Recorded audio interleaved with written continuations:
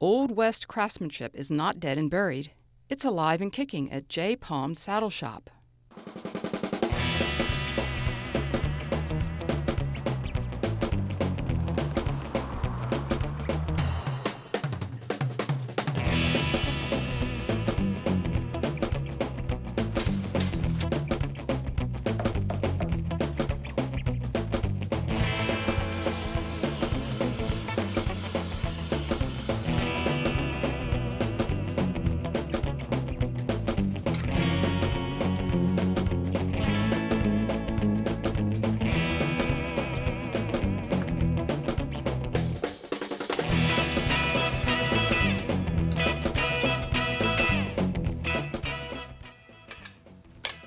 Pretty much every single thing that I do every day reminds me of my dad.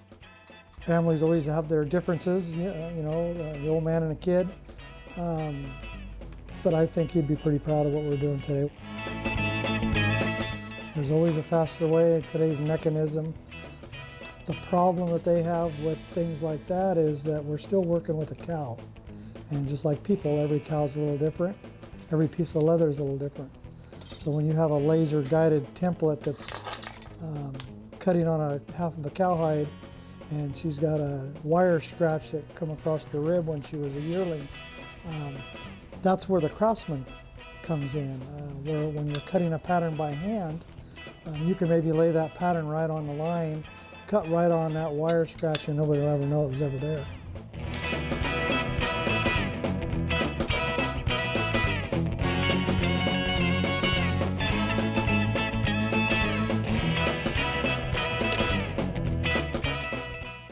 All the old timers that were around with my dad, I can tell you 2 or 3 that are left. And they're still pounding away at it, but they're getting up in their 80s. And this business is not a get-rich-quick scheme. I mean, you have to really love to do it. And if you love to do it, you'll be good at it. And hopefully between being good at it and loving to do it, you get paid.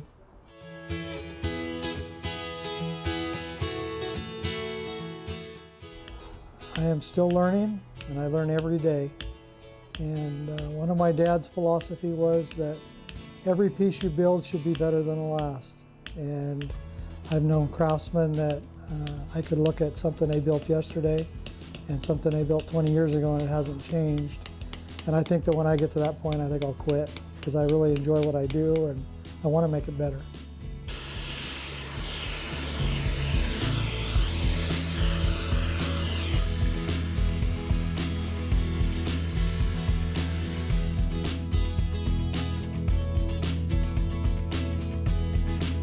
When you finish something, it doesn't matter what it is, and you're proud of what you put your name on, and you make a customer happy, and they come back, that's what's in it for me. Of course, I'd always like to make more money, but if I can make a living and have a good customer base and they keep coming back, I think that's satisfaction.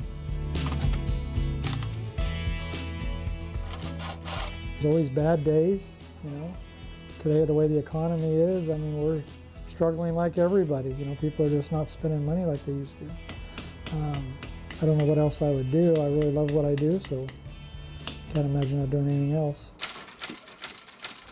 This sewing machine here will sew through a half-inch piece of plywood.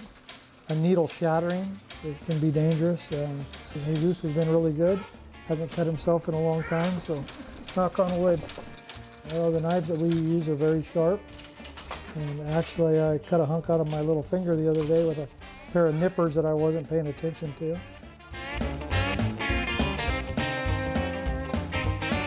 There's 40 hours into building a saddle, untooled. So tooling it's going to add another 25 to 30 hours. And sometimes if a job's not maybe going the way you'd want it to, or it's just taking longer than normal, I get tired of things, sick of things. And then you get the saddle done and you look at it and you think, wow, that's a pretty good job. And then you see it 20 years later and you think, wow, what a nice job. I have twin boys, Jim and Jake. They're 7. They're already starting to do a little leather work. Jake is really into drawing on leather, and I'll find a piece of leather that he'll scratched on and kind of looks like an acorn leaf, and Kind of makes you kind of proud.